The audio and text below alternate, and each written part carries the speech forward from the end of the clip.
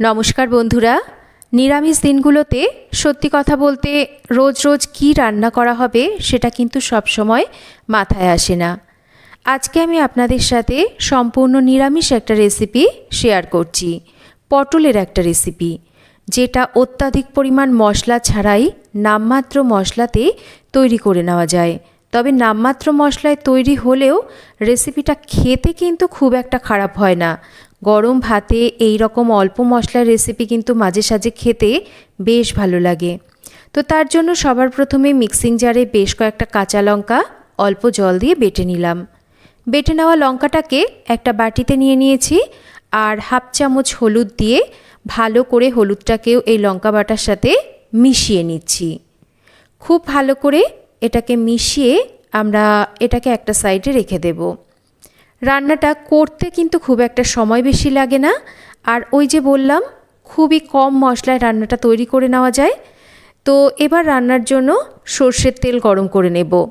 তেলটা যখন হালকা গরম হবে তখন দেখুন এখানে বেশ কয়েকটা পটল নিয়ে নিয়েছি, অল্প করে খোসা রেখে পটলগুলোকে ছাড়িয়ে নিয়েছি আর পটলের দুটো মুখ একটু করে কেটে নিয়েছি।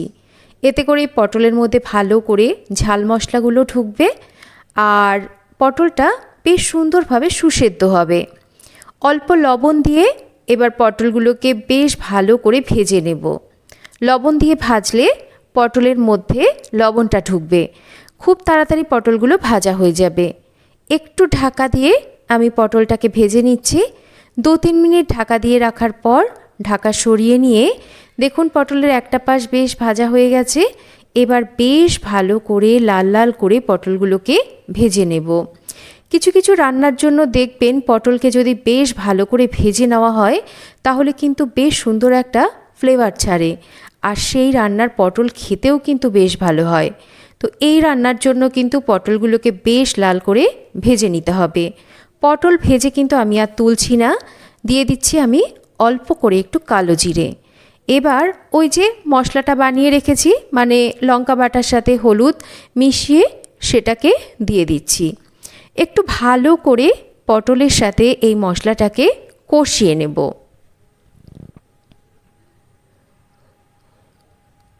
বেশ একটু ভালো করে মশলাটাকে কষিয়ে নিয়েছি। এবার একটু ঢাকা দিয়ে দেব যাতে করে এই পটলটা একটু সেদ্ধ হয়। ঢাকা দিয়ে একটু কম আঁচে রেখে রান্না করে নিয়েছি। দেখুন এই মশলা থেকে কিন্তু তেলটা ছেড়ে গেছে, আর পটলগুলোও কিন্তু বেশ একটু ঢাকা দিয়ে দিয়ে রান্না করলে তাড়াতাড়ি ভেতর থেকে বেশ সুন্দরভাবে নরম হয়ে আসবে। এবার আমি এর মধ্যে বাদবাকি লবণ আর একটু মিষ্টি দিচ্ছি স্বাদটাকে ব্যালেন্স করার জন্য, এতে করে খেতে ভালো লাগবে। আরও অল্প করে একটু জল দিয়ে একটু ভালো করে সমস্ত কিছুকে মিশিয়ে রান্না করব। দেখুন সমস্ত কিছুকে ভালো করে একটু মিশিয়ে আরও একটু রান্না করে নিয়েছি। এবার এর মধ্যে অল্প করে একটু একটা মশলা দেব।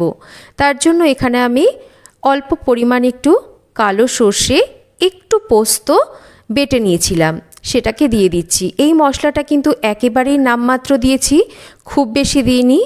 এই মশলাটাকে দিয়ে ভালো করে এবার পটলকে কষিয়ে রান্না করে নিতে হবে, আর খুব বেশিক্ষণ কিন্তু রান্না করার প্রয়োজন নেই। এই মশলাটাকে দিয়ে কিন্তু এইভাবে কষিয়ে মোটামুটি 3-4 মিনিট রান্না করে নিলেই কিন্তু হয়ে যাবে। দেখুন নামানোর আগে বেশ অনেকটা পরিমাণ ধনেপাতা কুচি ওপর থেকে দিয়ে দেব। খুব ভালো করে মিশিয়ে আরও একটু রান্না করে নেব। রান্নাটা বেশ এইরকম একটু তেল ছাড়া হবে আর একটু গায়ে গায়ে হবে। একদম কমপ্লিট, পটলগুলো সুন্দরভাবে নরম হয়ে গেছে। এবার এটাকে নামিয়ে সার্ভ করব। একবার গরম ভাতে এইভাবে অল্প মশলায় পটলের রেসিপিটা বানিয়ে খেয়ে দেখুন, খেতে কিন্তু দারুণ স্বাদের হয়। নিরামিষ দিনগুলোতে সবসময় কি বানাবো মাথায় না আসলে বা অত্যাধিক পরিমাণে মশলাপাতি দিয়ে রান্না না করে মাঝে সাঝে এই রকম অল্প মশলায় একদম ঘরোয়াভাবে যদি রান্নাগুলো করে নেওয়া যায় খেতে কিন্তু মন্দ হয় না। আমি পটলটা সার্ভ করে দিচ্ছি। এবার এটাকে আমি গরম ভাতে পরিবেশন করব। একবার আপনারা অবশ্যই রেসিপিটা বাড়িতে বানিয়ে দেখুন, আশা করছি আপনাদের ভালো লাগবে। তো কেমন লাগলো আজকের এই নিরামিষ পটলের রেসিপি একটা কমেন্ট করে জানাবেন। রেসিপি ভালো লাগলে অবশ্যই একটা লাইক করবেন, রেসিপিটা শেয়ার করবেন, আর চ্যানেল সাবস্ক্রাইব করা না থাকলে চ্যানেলটাকে সাবস্ক্রাইব করবেন। সবাই ভালো থাকবেন, আবার ফিরে আসব নতুন কোনো রেসিপি নিয়ে। এতক্ষণ আমার সাথে থাকার জন্য অসংখ্য ধন্যবাদ। সবাই ভালো থাকবেন, সুস্থ থাকবেন। সব সময় অত্যাধিক মশলাপাতি না খেয়ে মাঝে সাঝে কিন্তু এই রকম অল্প মশলায় যদি রান্না করে নেওয়া যায় শরীরের জন্যও ভালো, আর সেই রান্নাটা খেতেও কিন্তু আমার মনে হয় খুব একটা খারাপ হয় না। তো আজকের মতো এই পর্যন্তই। আবার দেখা হচ্ছে অন্য কোনো দিন অন্য কোনো নতুন ভিডিওর সাথে।